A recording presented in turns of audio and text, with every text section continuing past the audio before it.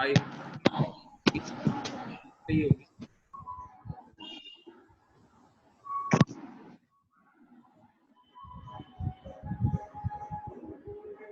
ये हमारा प्रॉम्प्ट है, आप जानते हैं, ठीक है। तो फाइल में न्यू फाइल करके भी बना सकते हो, यहाँ भी बना सकते हो। जैसे मैंने एक फंक्शन बनाया, फंक्शन बनाने के लिए आप जानते हैं डेफ कीवर्ड का यूज होता है। कौन से कीवर्ड यूज होता है? डेफ। डेफ जैसे मैंने फंक्शन बनाया शो, ठीक है, और पीछे पैरेंथेसिस लगेंगे, फिर कॉलन लगता है, आप जानते हैं, ठीक है। और फिर जैसे ही एंटर करोगे, जहां कर्सर मूव कर रहा है वहीं आपने फंक्शन की जो स्टेटमेंट्स हैं वो लिखनी है, ध्यान रखिएगा। इधर उधर बिल्कुल भी नहीं करना, नहीं तो एरर मैसेज शो हो जाएगा। तो यहां मैंने लिखा प्रिंट, क्या लिखा? This is show function,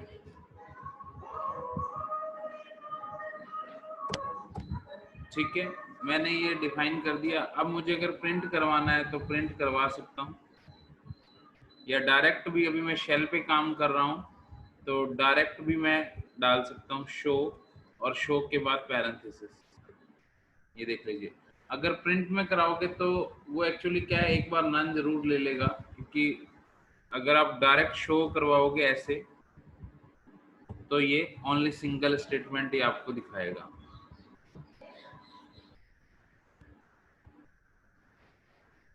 okay, तो ये आपके फंक्शन है। क्या है? फंक्शन है। इस प्रकार हम फंक्शन को यूज कर सकते हैं। हम फंक्शन को आप चाहें तो इसके अंदर आर्ग्यूमेंट्स भी दिए जा सकते हैं। आर्ग्यूमेंट कैसे होते हैं मैं आपको बता देता हूँ। जैसे देखो, मैंने डेफ नाम का एक फंक्शन बना रहा हूँ, सॉरी डेफ करके मैं फंक्शन बना रहा हूँ। अब उस फंक्शन का नाम क्या है देखिए, डेफ। मैंने निकाला एरिया, निकालना है मुझे। तो एरिया के अंदर जो यहाँ फंक्शन है, यहाँ आप आर्ग्यूमेंट या पैरामीटर बोलते हैं, क्या बोलते हैं? तो मैंने एक ले लिया लेंथ, एक ले लिया क्या, लेंथ कोमा ब्रेथ ले लिया, और अंदर क्या किया मैंने, कॉलन लगाया। अंदर क्या किया मैंने, एक वेरिएबल बनाया AR equal to length multiply by breadth, ठीक है। और फिर मैंने AR को प्रिंट करवा दिया। मैंने क्या लिखा था, एरिया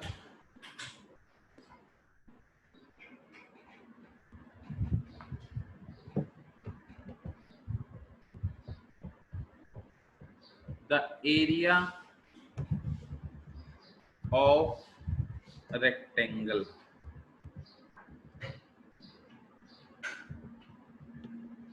इक्वल टू, ये तो मैंने मैसेज दे दिया और कोमा लगा के AR की वैल्यू प्रिंट कर दी। ये मैंने फंक्शन बना दिया। अब मैंने जब एरिया को यूज किया तो एरिया में मैंने देखो क्या डाला, एरिया लेंथ। अब लेंथ इनटू ब्रेथ मुझे पास करनी पड़ेगी, तो मैंने यहाँ से पास की 20,25 या 10 कर दीजिए, एक बार इजी अंडरस्टैंड होगा। अब 20 इंटू 10 कितना होगा, 200 लेंथ इंटू ब्रेथ। अब ये चलेगा कैसे, मैं आपको बताता हूँ। देखो कैसे चलेगा, मैं एनोटेट करके बता रहा हूँ, ध्यान से देखिएगा। जब ये एरिया फंक्शन कॉल करना बोलते हैं इसको, और जब ये कॉल होगा, क्या होगा, कॉल होगा, तो ये मूव करेगा इसकी डेफिनेशन पे, यहां जाएगा और यहां ये देखेगा कि दो आर्ग्यूमेंट दे रखे हैं और यहां दो वैल्यू। तो ये जो वैल्यू है, ये जो वैल्यू है आपकी, ये इस लेंथ में चली जाएगी, ठीक है। और ये जो वैल्यू है ना, वो आपकी किस में चली जाएगी, ब्रेथ में चली जाएगी, ठीक है। तो 20 किस में गया, लेंथ में, और 10 किस में गया, ब्रेथ में। फिर अंदर आया, अंदर आके क्या बोलता है कि AR नाम का एक वेरिएबल लिया, उसके अंदर लेंथ इंटू ब्रेथ करवा दिया, यानी जो रिजल्ट आएगा, यानी 20 इंटू 10 कितना, 200। 200 किस में आ गया, AR में आ गया। और फिर मैंने प्रिंट स्टेटमेंट का यूज कर लिया था, area of a rectangle equal to AR की जो भी वैल्यू होगी। अब हम देखते हैं कि जब मैं इस एरिया को क्या कर रहा हूं, कॉल कर रहा हूं एरिया फंक्शन को, देखो क्या रिजल्ट सही आ रहा है मेरा, सही है। एक और एक और एग्जांपल करते हैं हम लोग, ठीक है, तो आप लोगों का और भी क्लियर होगा, जिसके अंदर रिटर्न का यूज कर सकते हो आप।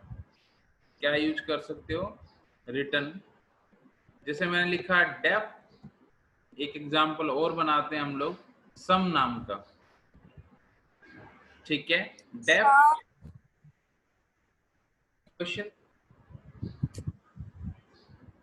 सर यस सर, आपकी आवाज बहुत कम आ रही है। ओके, अदर्स के पास क्लियर आ रही है भाई? Yes sir. Yes sir. आपके एंड से नेटवर्क इशू होगा, मेरे एंड से तो आई थिंक क्लियर आ रही है। थोड़ा सा आप देख लीजिए, मतलब कि जो नेटवर्क है उसको ऑन ऑफ करके देख लीजिए, तो आई होप कि चल जाएगा।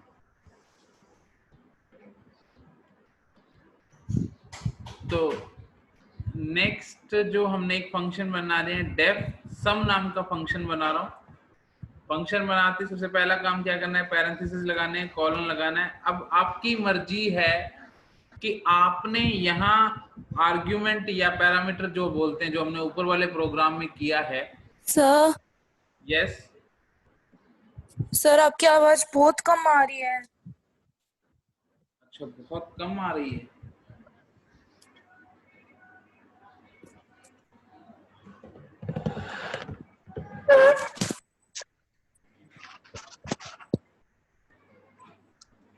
अब आ रही है वॉल्यूम? No sir. नहीं आ रही? सर बहुत कम आ रही है।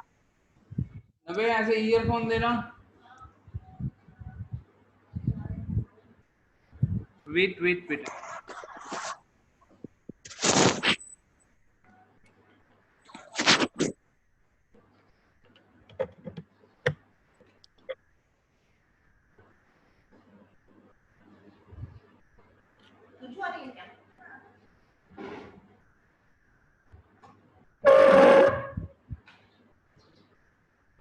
अब आ रही है volume? Yes sir. I hope कि सब तक वॉल्यूम पहुंच रही होगी अब मेरी।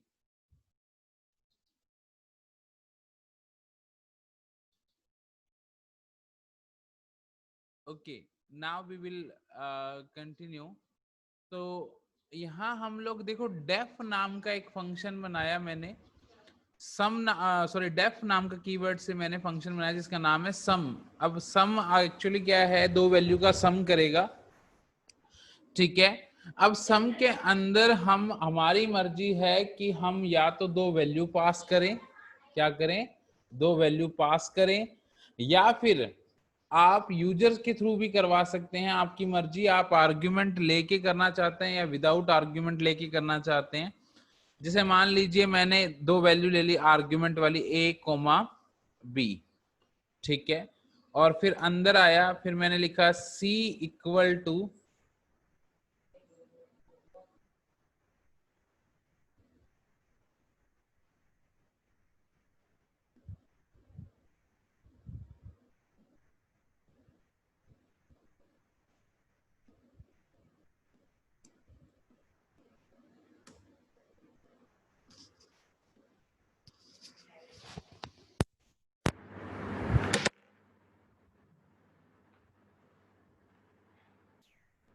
ये स्टूडेंट, अब मेरी वॉइस आ रही है क्लियर?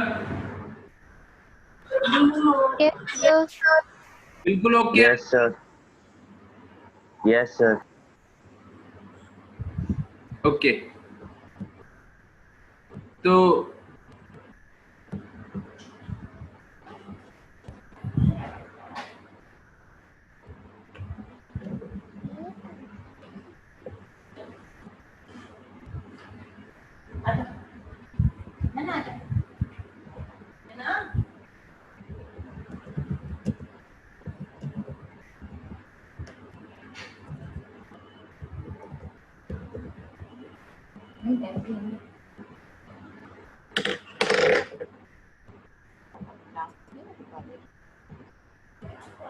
आई थिंक कुछ स्टूडेंट को प्रॉब्लम आ रहा है, तो मैं उनको क्लियर कर दूं एक बार।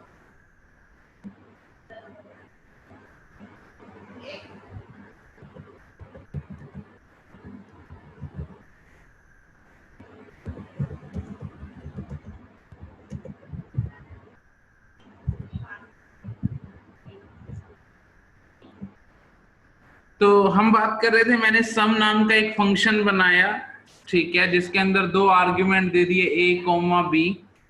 क्लियर।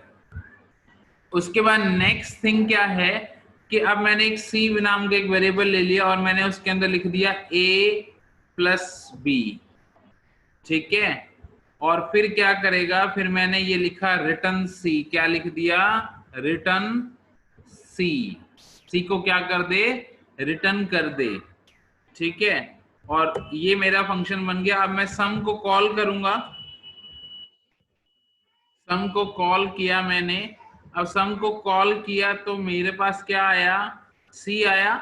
तो मैंने सी रिटर्न आएगा। तो अब सम के अंदर मैंने दो वैल्यू दी है a कोमा बी, तो मुझे वो यहां से भेजनी पड़ेगी। मैंने दे दी 58 और कोमा मैंने दे दिया 22। तो आंसर जो मेरे पास आना चाहिए वो 80 आना चाहिए सी का। अगर देखो आ रहा है या नहीं आ रहा, आंसर 80 आ रहा है। क्या आप लोगों को समझ में आया? Yes, sir.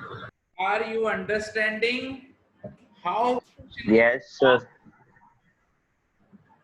Very good all of you. I think little bit सभी को क्लियर हो गया होगा। नॉट अ बिग डील कि किसी को थोड़ा सा भी डाउट हो।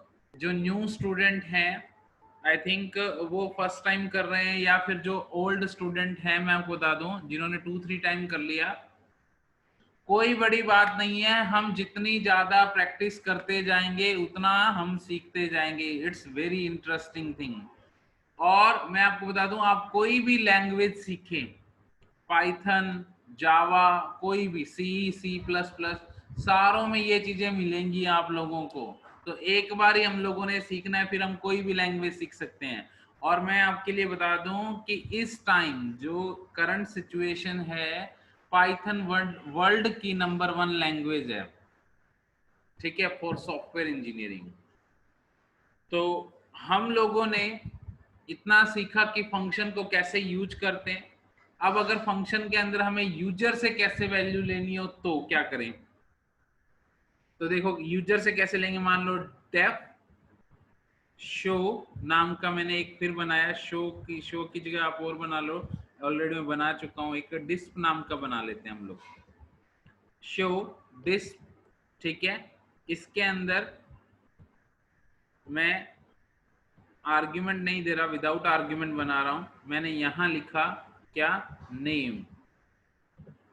अब नेम मैं यूजर से लेना चाहता हूं, तो मैंने लिखा क्या? इनपुट।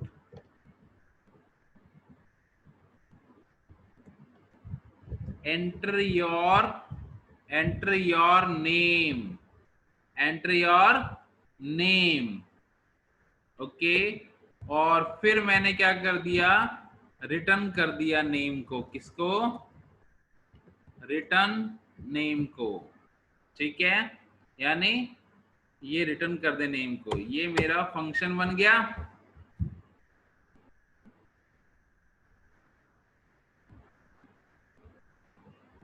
और उसके बाद मैं अब डिस्प को यूज कर रहा हूं, ठीक है। कॉल किया मैंने इसको, कॉल किया तो ये बोल रहा है देखो एंटर योर नेम, मैंने नेम डाल दिया दिनेश कुमार, ठीक है। तो देखो आ गया दिनेश कुमार, एंटर करते ही आया। आप लोगों को क्लियर हुआ कि हम लोग डेफ को यानी फंक्शन को किस तरीके से यूज कर सकते हैं। देखो अब मैंने इतने सारे फंक्शन बनाए, कल मैंने बताया था कि the main advantage of function is code of reusability, code of reusability, यानी हमें कोड बार बार लिखना नहीं पड़ रहा। अब देखो मैंने कितने सारे फंक्शन बनाए, किसी भी फंक्शन को कहीं भी यूज कर लो, यानी आपने जो फंक्शन बनाया वो एक बार ही बनाया, बट अब उसको आप मल्टीपल टाइम कहीं भी यूज कर सकते हो। This is the advantage of function.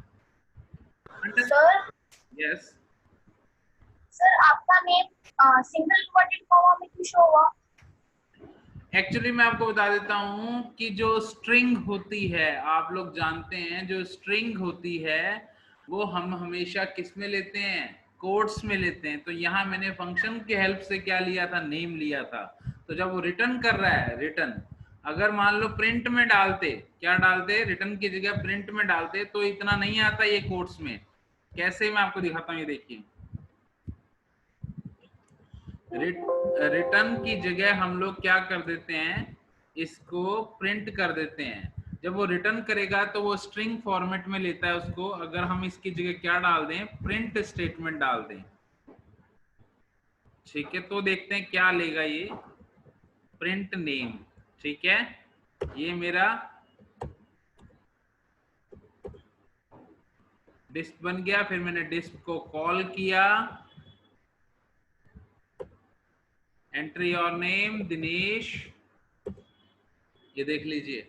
वो जब मैंने आपको बोला कि रिटर्न करते हैं ना, रिटर्न, तो रिटर्न किस, अब रिटर्न क्या कर रहा है, यानी वापस भेज रहा है नेम को। तो वो एक स्ट्रिंग वैल्यू थी, इसलिए उसने कोट्स में उसको प्रिंट किया, वापस भेजा। अब मैंने प्रिंट का, रिटर्न का यूज नहीं किया, मैंने प्रिंट का यूज किया है, तो देखो अब कोट्स नहीं आए हैं। अंडरस्टूड? Yes sir. तो ये आपका फंक्शन था, इसकी हेल्प से सारे के सारे प्रोग्राम जो हमने किए हैं वो हो सकते हैं। बस आपको लिटिल बिट करने की नीड है। जैसे जैसे टास्क आएंगे मैं आप लोगों को बताता जाऊंगा, वैसे आप लोग सीखते जाएंगे। तो आई होप कि ये स्क्रीनशॉट आपने ले लिया होगा, और इसके अलावा भी मैंने आपको जो पीडीएफ सेंड की हुई है उसमें भी फंक्शन का दिया हुआ है। अब आता है most most most important case, क्या आता है, इंडेंटेशन। क्या आता है, इंडेंटेशन। इंडेंटेशन के लिए मैं आपको एक पीडीएफ जो मैंने पहले सेंड की थी, मैं थोड़ा सा वो बताना चाहूंगा क्या है।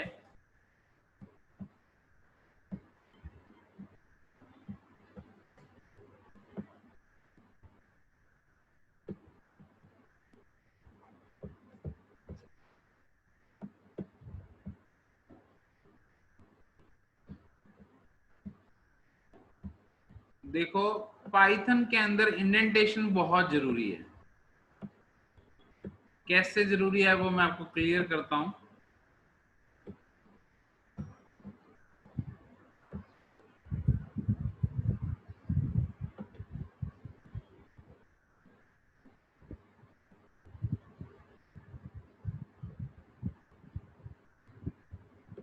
ये देखो भाई, एक्चुअली पाइथन से पहले जितनी भी लैंग्वेज आई, जितनी भी लैंग्वेज आई थी, मैं आपको बता दूं उसको कैसे लिखा जाता था। अगर मैं आपको बताऊं कि फंक्शन उसमें कैसे बनता था, ये देखो जैसे हमने लिखा कि डेफ शो, और ये फंक्शन बनाया, फंक्शन के बाद ये कॉलम बन गया, ठीक है। और उसके बाद क्या होता था, इसका एक ब्लॉक स्टार्ट होता था, ठीक है। और ब्लॉक स्टार्ट होने के बाद इसका ब्लॉक खत्म होता था, और यहाँ हम लोग क्या लिखते थे, जो भी हमारी स्टेटमेंट थी होती थी, स्टेटमेंट 1, ठीक है, स्टेटमेंट 2, ऐसे लिखते थे, ठीक है। जो पहले प्रोग्रामिंग लैंग्वेज आई, इसी जगह आपको मैंने क्या करवाया था, फोर लूप वाइल लूप भी करवाए थे मैंने, अगर याद हो तो आपको। तो उसमें भी फोर लूप में जो लिखा जाता था, ठीक है, फोर के बाद जो भी आपकी लाइन होती थी और फिर उसके बाद इसके भी ब्लॉक स्टार्ट होते थे कि फोर का पार्ट कौन सा है, बाकी का है। बट पाइथन के अंदर ये जो ब्लॉकिंग सिस्टम है ना, ये जो कर्ली ब्रेसेस लगे हुए हैं, ये खत्म कर दिए गए। क्या हो गए? खत्म हो गए, ताकि बच्चों को कोई दिक्कत ना आए। ठीक है, तो अब हमें कैसे पता चलेगा कि कौन सा किसका पार्ट है? तो ये जरूरी है। आप जानते हो कि जब आप कोई स्टेटमेंट लिखते हो, जैसे हमने यहां लिखा, एक फंक्शन बनाया, ठीक है, फंक्शन बनाया, तो हमने लिखा डेफ, ठीक है, ऐड नाम का मैंने फंक्शन बनाया, और फिर उसके बाद फिर आप ये देखते हैं कि हम इसके अंदर की तरफ लिखते हैं, तो ये होता है इंडेंटेशन। जो चीज जिसके अंदर होगी, ठीक है, वो उसका पार्ट माना जाएगा, वो उसका पार्ट माना जाएगा। कैसे? ये देखो, ये देखो ए लिखा हुआ है, आप सभी को ये एग्जाम्पल दिख रहा है? आप सभी को एग्जाम्पल दिख रहा है ये? Yes sir. अब देखो इसके अंदर लिखा हुआ है, देखो ए के अंदर बी है, अब बी के पैरेलल में है सी, बी के अंदर नहीं है सी, ठीक है, सी के अंदर डी और ई है, ठीक है, और एफ है, वो बी और सी के पैरेलल में है, ठीक है। तो इसका मतलब, और जी क्या है? ए के पैरेलल में है। तो ये इस प्रकार पाइथन के अंदर प्रोग्राम चलते हैं कि अगर जो जिसके अंदर है वो वैसे ही लिखना पड़ेगा। अगर आपको अभी याद हो तो मैंने अभी देखो एक फंक्शन बनाए हैं, ये जैसे ही मैं कॉलम के बाद में क्लिक करता था तो वो ऑटोमेटिकली उसके अंदर जंप करता था, ठीक है, और मुझे बाहर जाना होता था तो मुझे यहाँ से जाना होता था, यानी एंटर एंटर दबा दबा के तो मैं बाहर निकलता था। तो कहने का मतलब है पाइथन क्या करेगा, ऑटोमेटिकली अगर कोई आपने ऐसी सिचुएशन लिखी है कि जिसके अंदर इंडेंटेशन की नीड है, तो ऑटोमेटिकली आपका कर्सर वहीं उसके अंदर ही रहेगा, उससे बाहर नहीं निकलेगा और आप ना ही उसे निकालेंगे। अगर आपने ऐसी गलती की तो पाइथन आपको एरर मैसेज शो कर देगा। अंडरस्टूड? आई होप कि आप लोगों को समझ में आ गया होगा, ठीक है। इसके बाद ये देखिए, इसका एग्जांपल दिया हुआ है, देखिए देखो यहाँ एक फंक्शन बनाया है डेफ फंक 1 नाम से, और प्रिंट देखो डेफ के पैरेलल दे दिया, प्रिंट जो है वो डेफ के पैरेलल दे दिया, आप देख रहे हैं, print I am learning function in Python. तो देखो इसने इसको एरर मैसेज शो कर दिया। क्या शो कर दिया? एक्सपेक्टेड एन इंटेंडेंट ब्लॉक, देखो एरर शो कर दिया। अब देखो उसने नेक्स्ट ग्राफ में, नेक्स्ट इमेज में उसने क्या किया, ये देखो इसका इंडेंटेशन सही कर दिया, देखो ये इसके अंदर पार्ट बना दिया, print I am learning function in Python. अब ये सही है, अब इसने इसका रिजल्ट दे देना है। क्लियर? समझ में आया आप लोगों को? Yes sir. तो आप एक चीज ध्यान रखिएगा, क्या ध्यान रखनी है आपने, इंडेंटेशन मस्ट है पाइथन के अंदर, ठीक है। अब ये तो है नहीं कि पुरानी लैंग्वेजेस के जैसे आप लोगों को यहाँ कर्ली ब्रेसेस मिल जाएंगे, यहाँ कर्ली ब्रेसेस नहीं है, और इसीलिए ये सबसे इजी लैंग्वेज है। कौन सी लैंग्वेज है? सबसे इजी लैंग्वेज है, और इसकी जो कोडिंग है वो बहुत इजी है, सिर्फ आपने लॉजिक लगाना है। अगर आपको लॉजिक आता है तो आप कुछ भी कर सकते हैं। अब नेक्स्ट कंसेप्ट है टोकन्स। क्या? टोकन्स की बात करूं मैं, तो टोकन्स की अगर बात करूं तो देखो, जो प्रोग्रामिंग लैंग्वेज में सबसे स्मॉलेस्ट यूनिट होती है ना, हम कुछ भी लिखते हैं सबसे स्मॉलेस्ट, यानी एक कैरेक्टर, एक लेटर, उसे हम क्या बोलते हैं? टोकन बोलते हैं। क्या बोलते हैं हम लोग? टोकन बोलते हैं। उसके बाद है टोकन के अंदर कुछ पार्ट्स होते हैं। सबसे पहला है आइडेंटिफायर्स। क्या है? आइडेंटिफायर्स। तो मैं आपको बता दूं, प्रोग्रामिंग लैंग्वेज में अगर आपको कुछ भी लिखने के लिए कोई नाम तो दोगे, चाहे वो कीवर्ड का नाम है, चाहे वो वेरिएबल का नाम है, चाहे वो कांस्टेंट का नाम है, उस नेम को हम लोग क्या बोलते हैं? आइडेंटिफायर बोलते हैं। क्या बोलते हैं? Identifier. The name of any variable, constant, function, module, keyword is called as a identifier. उसके बाद नेक्स्ट है आपका कीवर्ड्स। कीवर्ड्स मैं ऑलरेडी आपको पहले भी बता चुका हूं।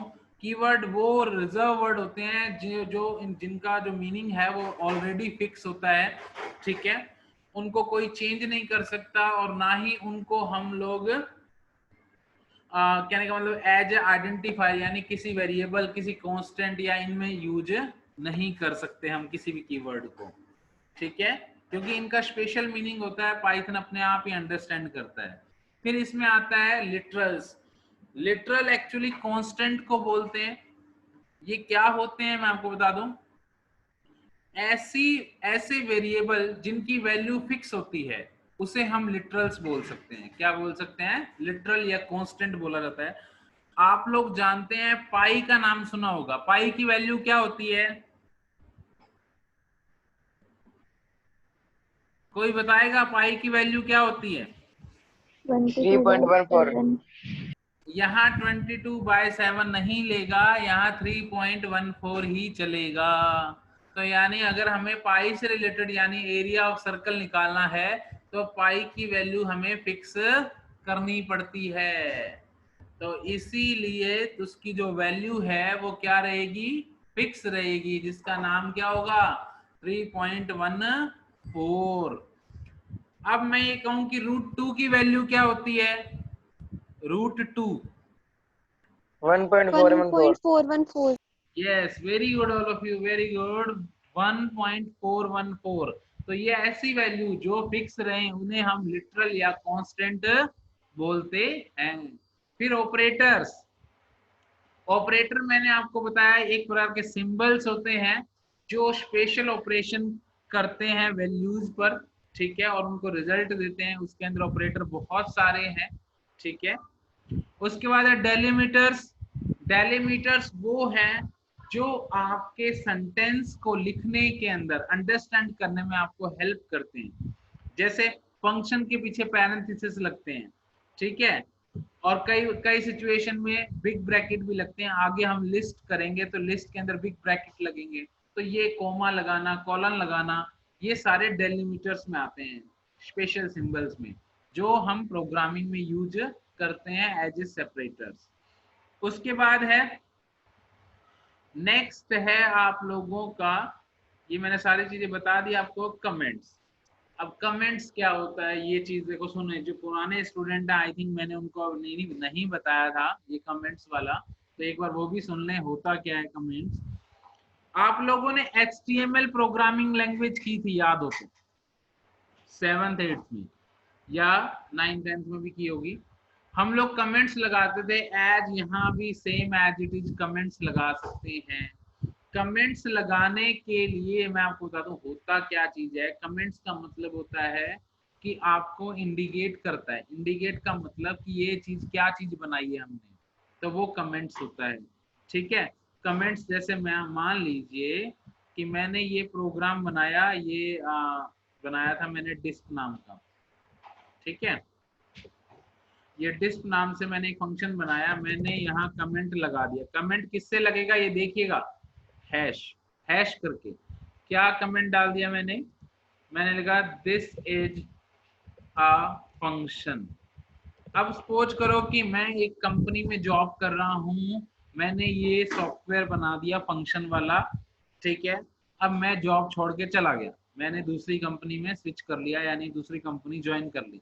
अब मेरी जगह तो कोई और आएगा काम करने, तो उसको कैसे पता चलेगा? या तो वो पूरा का पूरा जो कोड है वो रीड करे। अब सॉफ्टवेयर में छोटा सा 2 लाइनों वाला कोड थोड़ी होता है, सॉफ्टवेयर में तो थाउजेंड्स लाइन्स होती हैं। तो कमेंट्स का यूज हम इंडिकेशन करने के लिए करते हैं, ताकि वो ये लाइन पढ़ के समझ जाएगा कि ये एक फंक्शन है। और जो हमारा इंटरप्रीटर होता है, जो हमारे प्रोग्राम को रन करता है, वो कमेंट्स वाली लाइन को इग्नोर कर देता है। क्या कर देता है?